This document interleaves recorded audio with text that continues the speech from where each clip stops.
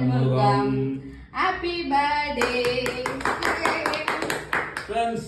இன்னைக்கு பார்த்தீங்கன்னா my son Shanmugam Harish Shanmugam பிறந்த நாள் வந்து சூப்பர் வேற எல்லாம் இருக்குப்பா.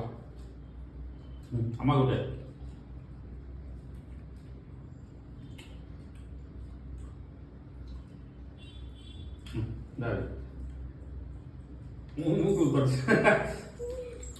ரொம்ப ரொம்ப இன்னைக்கு மைசன் ஹரி சண்முக சாமி பிறந்த நாள். அவங்க எங்கள் குருநாதர் பேர் வச்சிருக்கிறதுனால அது ஹரி சண்முக சாமி அப்படின்னு சொல்லுவோம்.